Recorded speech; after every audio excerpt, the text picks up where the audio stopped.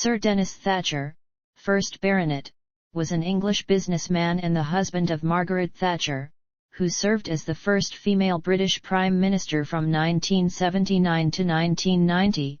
In turn, he became the first male prime ministerial spouse. Thatcher was granted the Thatcher baronetcy in 1990, the only baronetcy created since 1964, and remains the most recent commoner to have been awarded a hereditary title. Early life and education. Family and childhood.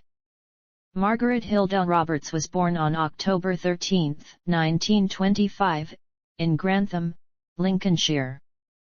Her parents were Alfred Roberts, from Northamptonshire, and Beatrice Ethel Stevenson, from Lincolnshire.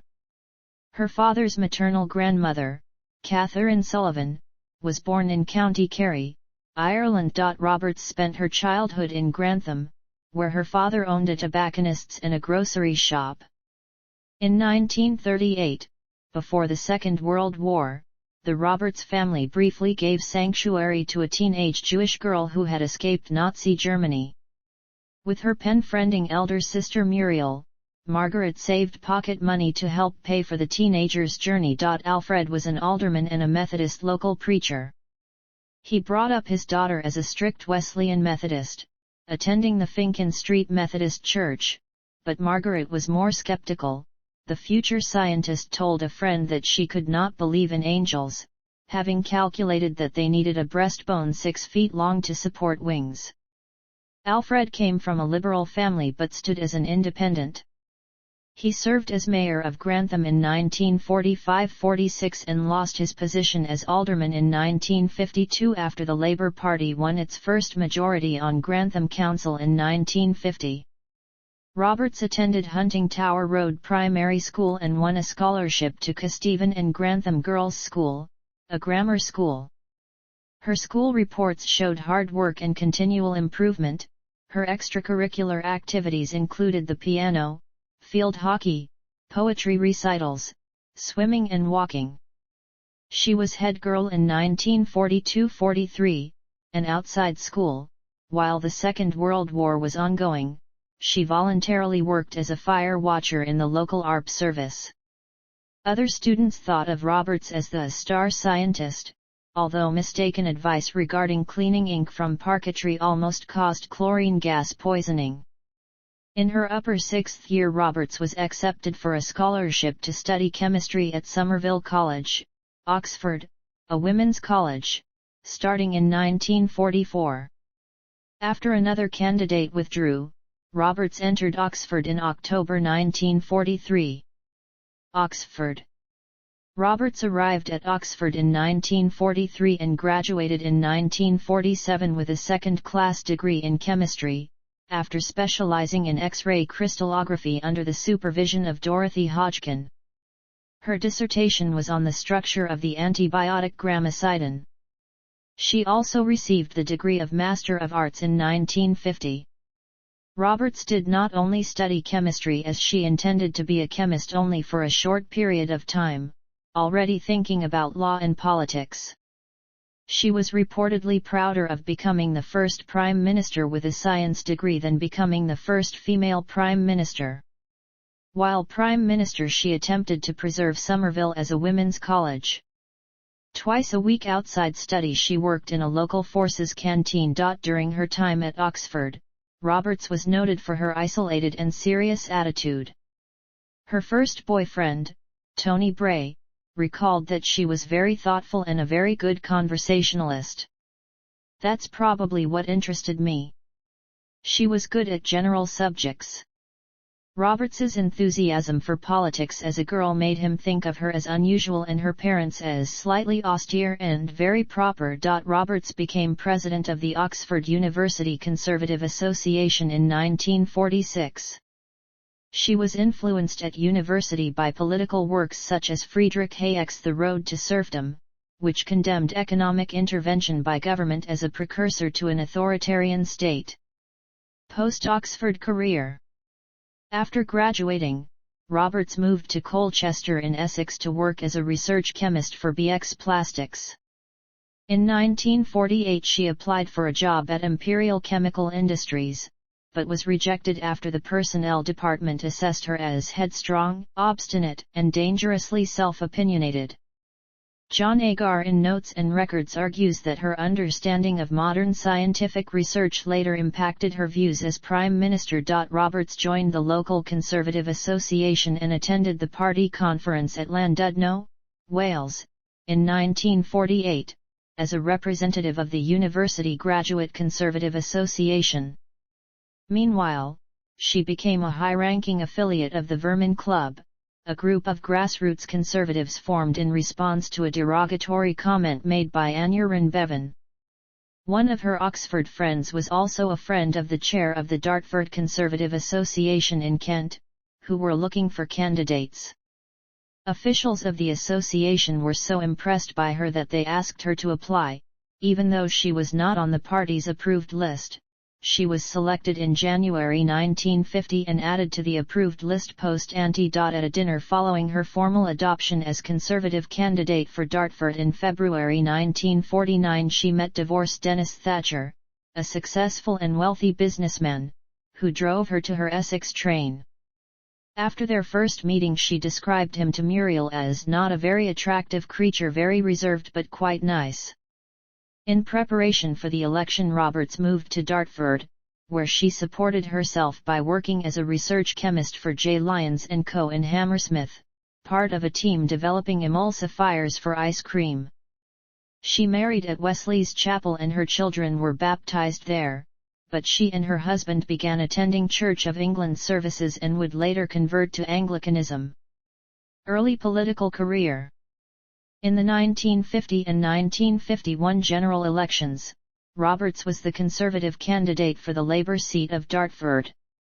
The local party selected her as its candidate because, though not a dynamic public speaker, Roberts was well prepared and fearless in her answers. Prospective candidate Bill Deeds recalled, "Once she opened her mouth, the rest of us began to look rather second-rate." She attracted media attention as the youngest and the only female candidate. She lost on both occasions to Norman Dodds, but reduced the Labour majority by 6,000, and then a further 1,000. During the campaigns, she was supported by her parents and by future husband Denis Thatcher, whom she married in December 1951. Denis funded his wife's studies for the bar. She qualified as a barrister in 1953 and specialized in taxation. Later that same year their twins Carol and Mark were born, delivered prematurely by caesarean section. Member of Parliament. In 1954, Thatcher was defeated when she sought selection to be the Conservative Party candidate for the Orpington by-election of January 1955. She chose not to stand as a candidate in the 1955 general election, in later years stating, "I really just felt the twins were only two, I really felt that it was too soon. I couldn't do that." Afterwards, Thatcher began looking for a Conservative safe seat and was selected as the candidate for Finchley in April 1958. She was elected as MP for the seat after a hard campaign in the 1959 election. Benefiting from her fortunate result in a lottery for backbenchers to propose new legislation, Thatcher's maiden speech was, unusually, in support of her private member's bill, the Public Bodies Act 1960, requiring local authorities to hold their council meetings in public. The bill was successful and became law. In 1961 she went against the Conservative Party's official position by voting for the restoration of birching as a judicial corporal punishment. On the front benches. In the shadow cabinet. Education Secretary. The Conservative Party, led by Edward Heath, won the 1970 general election, and Thatcher was appointed to the cabinet as Secretary of State for Education and Science. Thatcher caused controversy when, after only a few days in office, she withdrew Labour's Circular 1065 which attempted to force comprehensivization, without going through a consultation process. She was highly criticised for the speed at which she carried this out. Consequently, she drafted her own new policy, which ensured that local authorities were not forced to go comprehensive. Her new policy was not meant to stop the development of new comprehensives, she said. We shall expect plans to be based on educational considerations rather than on the comprehensive principle. Thatcher supported Lord Rothschild's 1971 proposal for market forces to affect government funding of research. Although many scientists opposed the proposal, her research background probably made her skeptical of their claim that outsiders should not interfere with funding. The department evaluated proposals for more local education authorities to close grammar schools and to adopt comprehensive secondary education. Although Thatcher was committed to a tiered secondary modern grammar school system of education and attempted to preserve grammar schools, during her tenure as Education Secretary she turned down only 326 of 3,612 proposals for schools to become comprehensives. The proportion of pupils attending comprehensive schools consequently rose from 32% to 62%. Nevertheless, she managed to save 94 grammar schools. During her first months in office she attracted public attention due to the government's attempts to cut spending. She gave priority to academic needs in schools, while administering public expenditure cuts on the state education system, resulting in the abolition of free milk for school children aged 7 to 11. She held that few children would suffer if schools were charged for milk but agreed to provide younger children with 0.3 imperial pints daily for nutritional purposes. She also argued that she was simply carrying on with what the Labour government had started since they had stopped giving free milk to secondary schools. Milk would still be provided to those children that required it on medical grounds, and schools could still sell milk. The aftermath of the milk row hardened her determination. She told the editor-proprietor Harold Creighton of The Spectator, "Don't underestimate me. I saw how they broke Keith, but they won't break me." Cabinet papers later revealed that she opposed the policy but had been forced into it by the Treasury. Her decision provoked a storm of protest from Labour and the press, leading to her being notoriously nicknamed Margaret Thatcher, Milk Snatcher. She reportedly considered leaving politics in the aftermath and later wrote in her autobiography, "I learned a valuable lesson. I had incurred the maximum of political odium for the minimum of political benefit." Leader of the opposition. The Heath government continued to experience difficulties with oil embargoes and union demands for wage increases in 1973, subsequently losing the February 1974 general election.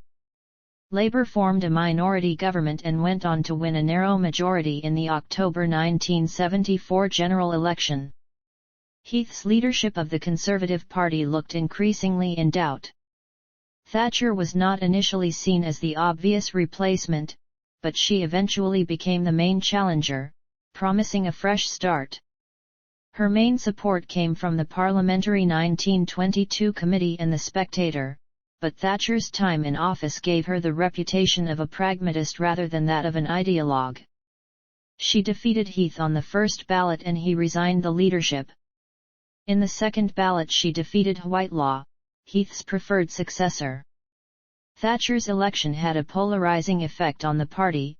Her support was stronger among MPs on the right, and also among those from southern England, and those who had not attended public schools or Oxbridge. Thatcher became Conservative Party leader and leader of the opposition on February 11, 1975. She appointed Whitelaw as her deputy. Heath was never reconciled to Thatcher's leadership of the party. Television critic Clive James, writing in The Observer prior to her election as Conservative Party leader, compared her voice of 1973 to a cat sliding down a blackboard. Thatcher had already begun to work on her presentation on the advice of Gordon Rees, a former television producer.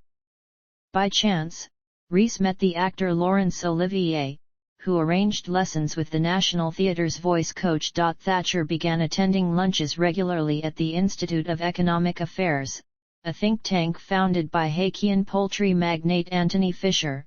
She had been visiting the IEA and reading its publications since the early 1960s. There she was influenced by the ideas of Ralph Harris and Arthur Selden, and became the face of the ideological movement opposing the British welfare state. Keynesian economics, they believed, was weakening Britain. The Institute's pamphlets proposed less government, lower taxes, and more freedom for business and consumers. Thatcher intended to promote neoliberal economic ideas at home and abroad.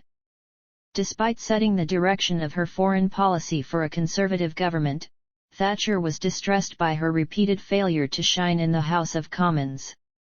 Consequently, Thatcher decided that as her voice was carrying little weight at home, she would be heard in the wider world. Thatcher undertook visits across the Atlantic, establishing an international profile and promoting her economic and foreign policies. She toured the United States in 1975 and met President Gerald Ford, visiting again in 1977, when she met President Jimmy Carter.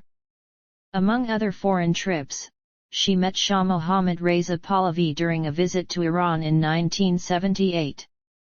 Thatcher chose to travel without being accompanied by her shadow Foreign Secretary, Reginald Maudling, in an attempt to make a bolder personal impact. In domestic affairs, Thatcher opposed Scottish devolution and the creation of a Scottish Assembly. She instructed Conservative MPs to vote against the Scotland and Wales Bill in December 1976, which was successfully defeated, and then when new bills were proposed she supported amending the legislation to allow the English to vote in the 1979 referendum on Scottish devolution. Britain's economy during the 1970s was so weak that then Foreign Secretary James Callaghan warned his fellow Labour cabinet members in 1974 of the possibility of a breakdown of democracy, telling them, "If I were a young man, I would emigrate." In mid-1978, the economy began to recover, and opinion polls showed Labour in the lead, with the general election being expected later that year and a Labour win a serious possibility.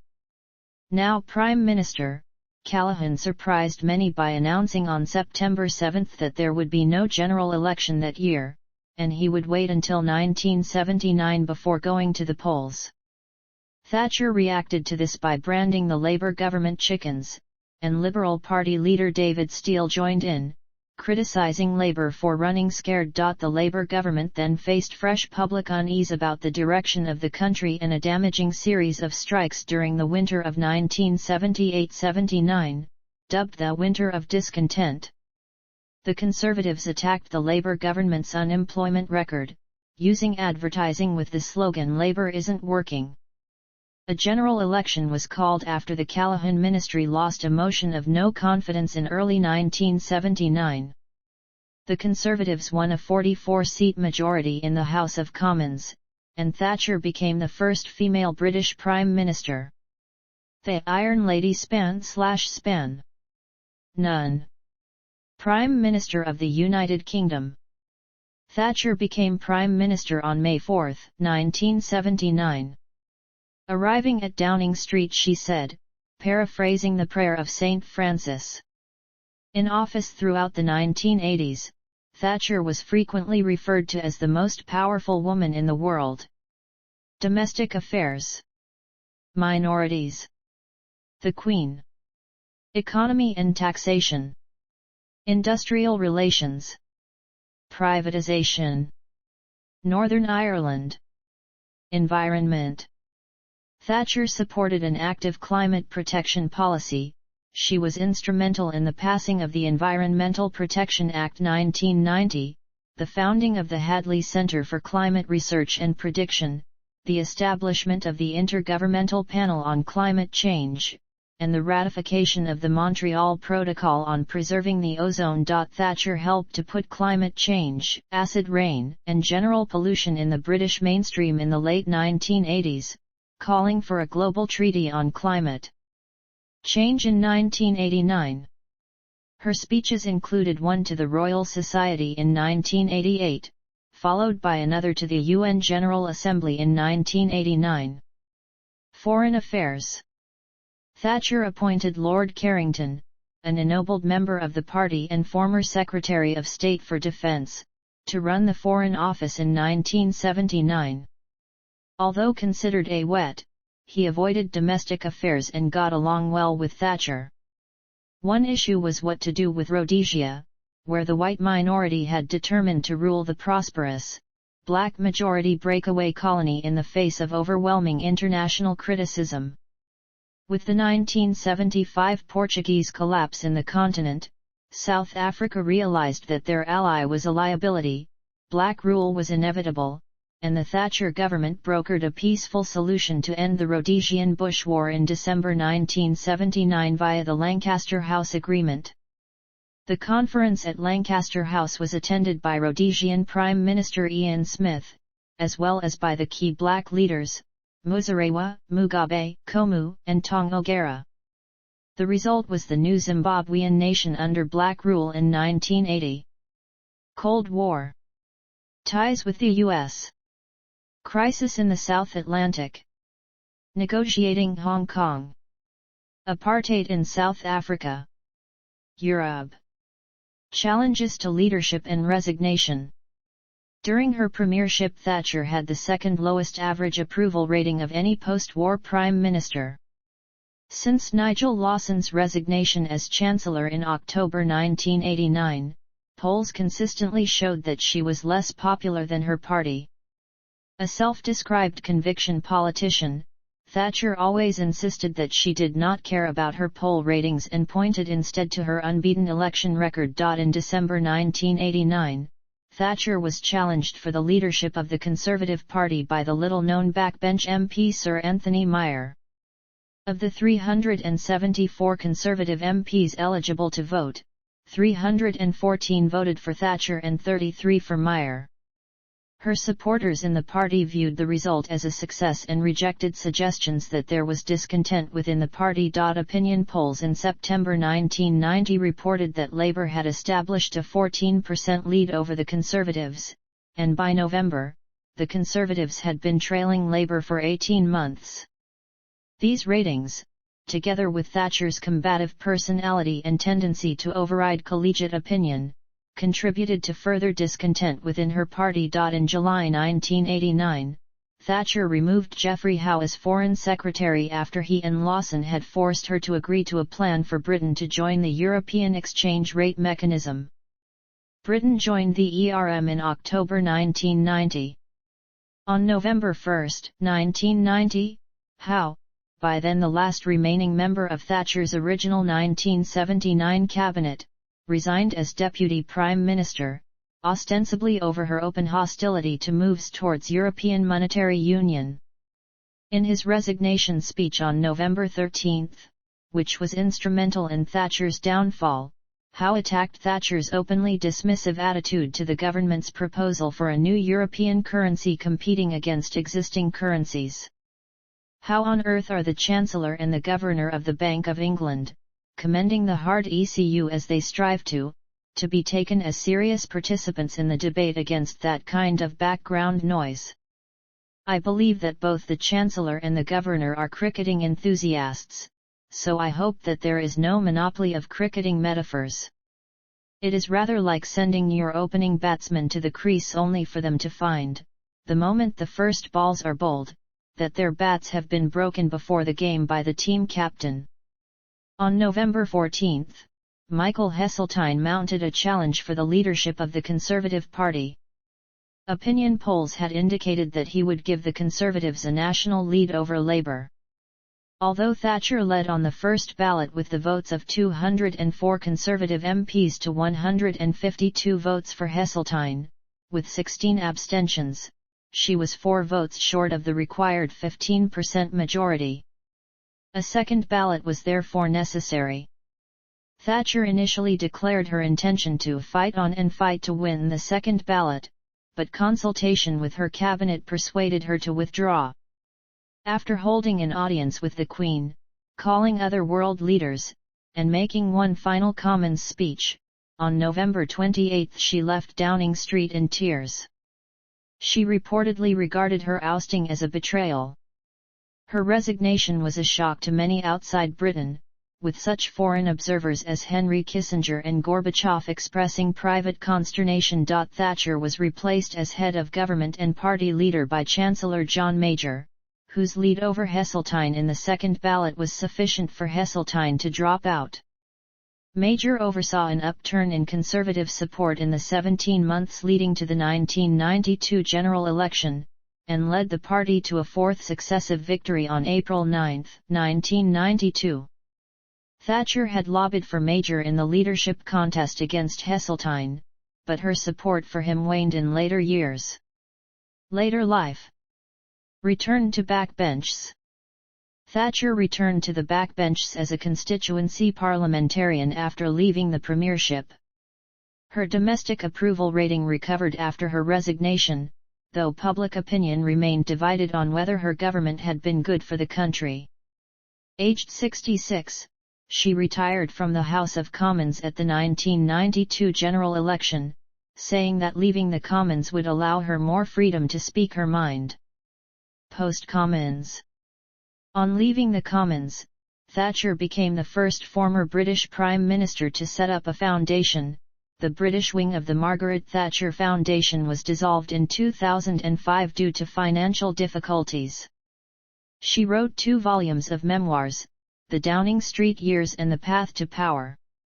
In 1991, she and her husband Denis moved to a house in Chester Square, a residential garden square in central London's Belgravia district. Thatcher was hired by the tobacco company Philip Morris as a geopolitical consultant in July 1992, for $250,000 per year and an annual contribution of $250,000 to her foundation.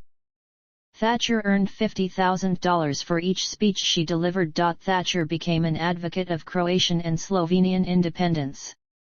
Commenting on the Yugoslav wars, in a 1991 interview for Croatian radio television, she was critical of Western governments for not recognizing the breakaway republics of Croatia and Slovenia as independent and for not supplying them with arms after the Serbian-led Yugoslav army attacked. In August 1992 she called for NATO to stop the Serbian assault on Gorađe and Sarajevo, to end ethnic cleansing during the Bosnian War, comparing the situation in Bosnia-Herzegovina to the barbarities of Hitler's and Stalin's. She made a series of speeches in the Lords criticizing the Maastricht Treaty, describing it as a treaty too far and stated, "I could never have signed this treaty." She cited A.V. Dicey when arguing that, as all 3 main parties were in favor of the treaty, the people should have their say in a referendum. Thatcher served as honorary Chancellor of the College of William and Mary in Virginia from 1993 to 2000, while also serving as Chancellor of the private University of Buckingham from 1992 to 1998, a university she had formally opened in 1976 as the former Education Secretary. After Tony Blair's election as Labour Party leader in 1994, Thatcher praised Blair as probably the most formidable Labour leader since Hugh Gaitskell, adding, "I see a lot of socialism behind their front bench, but not in Mr. Blair. I think he genuinely has moved." Blair responded in kind, "She was a thoroughly determined person, and that is an admirable quality."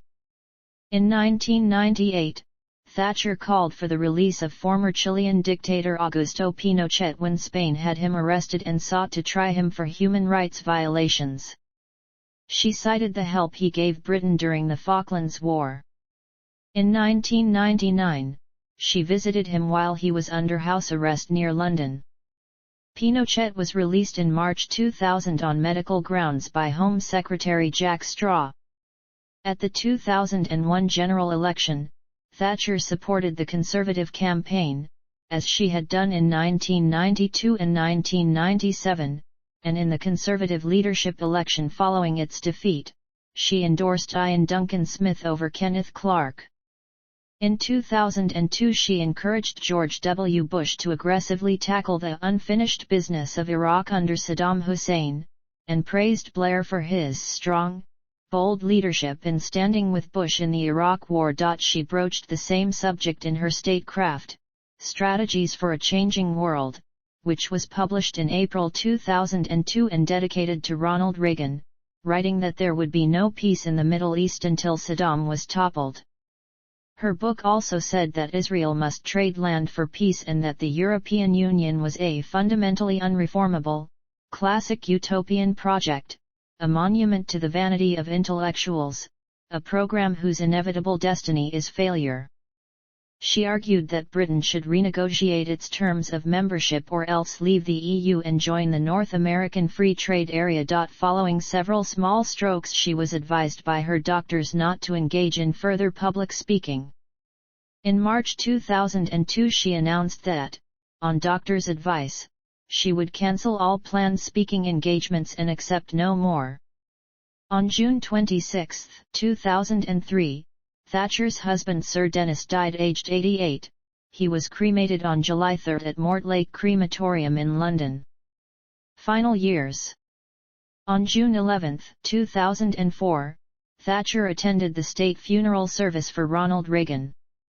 She delivered her eulogy via videotape. In view of her health, the message had been pre-recorded several months earlier.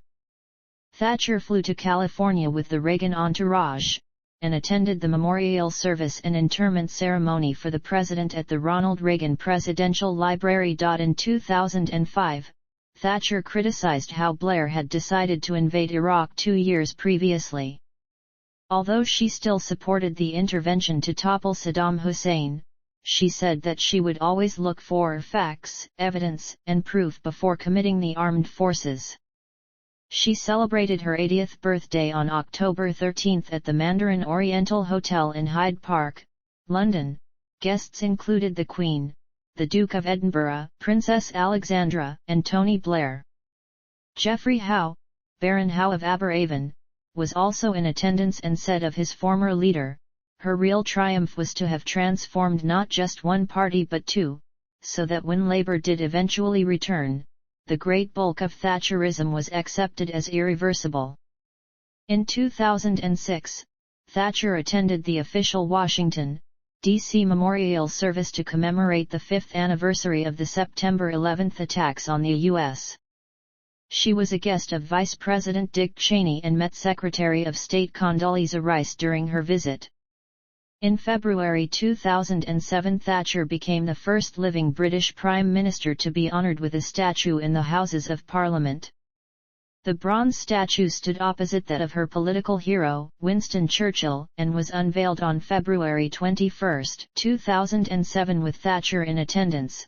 She remarked in the members' lobby of the Commons, "I might have preferred iron, but bronze will do, it won't rust." Thatcher was a public supporter of the Prague Declaration on European Conscience and Communism and the resulting Prague Process, and sent a public letter of support to its preceding conference. After collapsing at a House of Lords dinner, Thatcher, suffering low blood pressure, was admitted to St Thomas's Hospital in central London on March 7, 2008 for tests. In 2009 she was hospitalised again when she fell and broke her arm. Thatcher returned to 10 Downing Street in late November 2009 for the unveiling of an official portrait by artist Richard Stone, an unusual honour for a living former Prime Minister. Stone was previously commissioned to paint portraits of the Queen and Queen Mother. On July 4, 2011, Thatcher was to attend a ceremony for the unveiling of a 10-feet statue to Ronald Reagan, outside the U.S. Embassy in London, but was unable to attend due to her frail health. She last attended a sitting of the House of Lords on July 19, 2010, and on July 30, 2011 it was announced that her office in the Lords had been closed. Earlier that month, Thatcher was named the most competent Prime Minister of the past 30 years in an Ipsos Mori poll. Thatcher's daughter Carol first revealed that her mother had dementia in 2005, saying Mum doesn't read much anymore because of her memory loss. In her 2008 memoir, Carol wrote that her mother could hardly remember the beginning of a sentence by the time she got to the end. She later recounted how she was first struck by her mother's dementia when, in conversation, Thatcher confused the Falklands and Yugoslav conflicts. she recalled the pain of needing to tell her mother repeatedly that her husband Denis was dead. Death and funeral. Thatcher died on April 8, 2013, at the age of 87, after suffering a stroke. She had been staying at a suite in the Ritz Hotel in London since December 2012 after having difficulty with stairs at her Chester Square home in Belgravia. Her death certificate listed the primary causes of death as a cerebrovascular accident and repeated transient ischemic attack. Secondary causes were listed as a carcinoma of the bladder and dementia. Reactions to the news of Thatcher's death were mixed across the UK, ranging from tributes lauding her as Britain's greatest ever peacetime Prime Minister to public celebrations of her death and expressions of hatred and personalised vitriol. Details of Thatcher's funeral had been agreed with her in advance.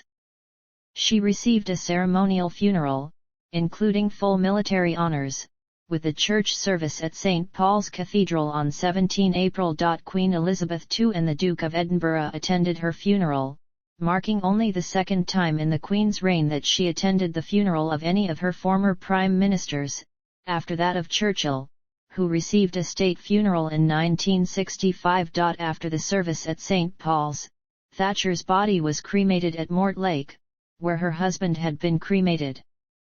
On September 28, a service for Thatcher was held in the All Saints Chapel of the Royal Hospital Chelsea's Margaret Thatcher Infirmary. In a private ceremony, Thatcher's ashes were interred in the hospital's grounds, next to her husband's. Legacy. Political impact. Thatcherism represented a systematic and decisive overhaul of the post-war consensus, whereby the major political parties largely agreed on the central themes of Keynesianism, the welfare state, nationalized industry and close regulation of the economy, and high taxes. Thatcher generally supported the welfare state while proposing to rid it of abuses. She promised in 1982 that the highly popular National Health Service was safe in our hands. At first, she ignored the question of privatizing nationalized industries, heavily influenced by right-wing think tanks, and especially by Sir Keith Joseph. Thatcher broadened her attack.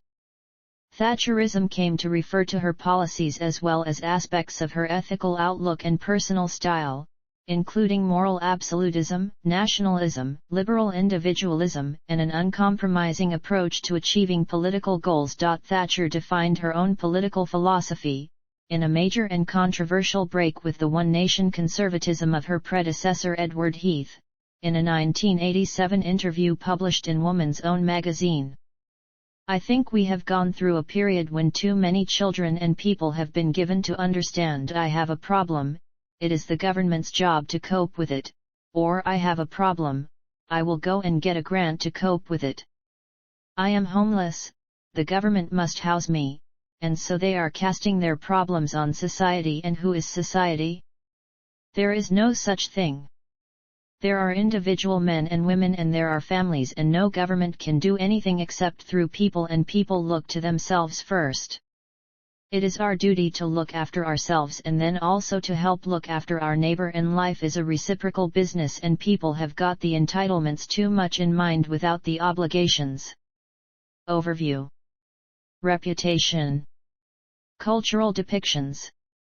According to theatre critic Michael Billington, Thatcher left an emphatic mark on the arts while Prime Minister.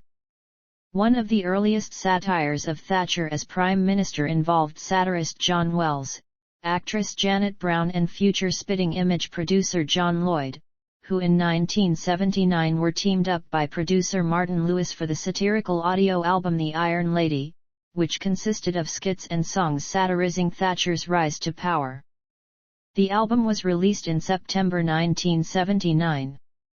Thatcher was heavily satirist on Spitting Image, and The Independent labeled her every stand-up stream. Thatcher was the subject or the inspiration for 1980s protest songs.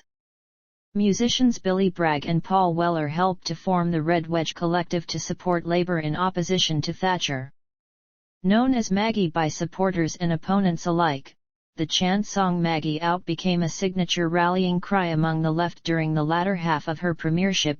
Wells parodied Thatcher in several media. He collaborated with Richard Ingrams on the spoof Dear Bill letters, which ran as a column in Private Eye magazine. They were also published in book form and became a West End stage review titled Anyone for Denis, with Wells in the role of Thatcher's husband. It was followed by a 1982 TV special directed by Dick Clement, in which Thatcher was played by Angela Thorne. Since her premiership, Thatcher has been portrayed in a number of television programs, documentaries, films, and plays. She was portrayed by Patricia Hodge in Ian Curtis's long unproduced The Falklands play and by Andrea Riseborough in the TV film The Long Walk to Finchley.